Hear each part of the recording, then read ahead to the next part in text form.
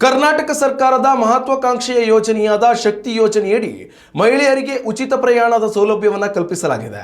ಆದರೆ ಇತ್ತೀಚಿನ ದಿನಗಳಲ್ಲಿ ಕೆಲವು ಬಸ್ ನಿರ್ವಾಹಕರು ಶಕ್ತಿ ಯೋಜನೆಯ ಉಚಿತ ಟಿಕೆಟ್ಗಳನ್ನು ವೈಯಕ್ತಿಕ ಲಾಭಕ್ಕಾಗಿ ವ್ಯಾಪಕವಾಗಿ ದುರ್ಬಳಕೆ ಮಾಡಿಕೊಳ್ಳುತ್ತಿದ್ದಾರೆ ಎಂಬ ಗಂಭೀರ ದೂರುಗಳು ಸಾರಿಗೆ ನಿಗಮಕ್ಕೆ ಸತತವಾಗಿ ಬಂದಿವೆ.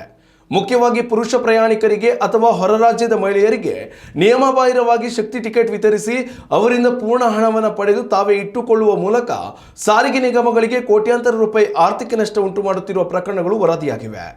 ಇನ್ನು ಕೆಲವರು ಕೇವಲ ಪ್ರೋತ್ಸಾಹಧನವನ್ನು ಪಡೆಯುವ ದುರುದ್ದೇಶದಿಂದ ಅನಗತ್ಯವಾಗಿ ಟಿಕೆಟ್ ಪ್ರಿಂಟ್ ಮಾಡಿ ಹರಿದು ಹಾಕುತ್ತಿದ್ದಾರೆ.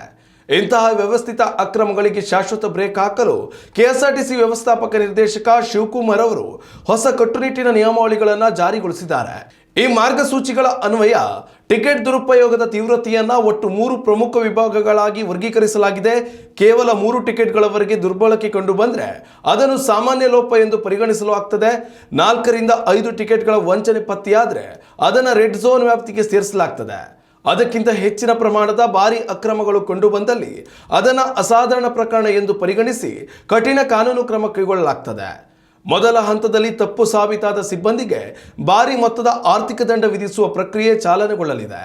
ಆದರೆ ನಿರ್ವಾಹಕರು ಪದೇ ಪದೇ ಇಂತಹ ಕಾನೂನು ಬಾಹಿರ ಕೃತ್ಯಗಳನ್ನು ಮುಂದುವರಿಸಿದ್ರೆ ಅಂತಹ ಸಿಬ್ಬಂದಿಯನ್ನು ಇಲಾಖೆಯಿಂದ ತಕ್ಷಣವೇ ಅಮಾನತು ಮಾಡಲಾಗುವುದು ಅಥವಾ ಕಾಯವಾಗಿ ಸೇವೆಯಿಂದ ವಜಾ ಮಾಡಲಾಗುವುದು ಎಂದು 4 ಸಾರಿಗೆ ನಿಗಮಗಳು ಎಚ್ಚರಿಕೆ ನೀಡಿವೆ.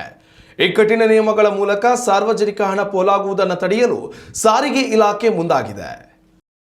ಉತ್ತಮ ಸಂಸ್ಕಾರಯುತ ಶಿಕ್ಷಣದೊಂದಿಗೆ VSS English medium CBSE school Udupi Muddur. ನರ್ಸರಿಯಿಂದ 10ನೇ ತರಗತಿವರೆಗೆ ಶಿಕ್ಷಣದ ಜೊತೆಗೆ 5 ರಿಂದ 10ನೇ ತರಗತಿವರೆಗಿನ ವಿದ್ಯಾರ್ಥಿನಿಯರಿಗೆ ಉತ್ತಮ ಹಾಸ್ಟೆಲ್ ಸೌಲಭ್ಯವೂ ಇದೆ.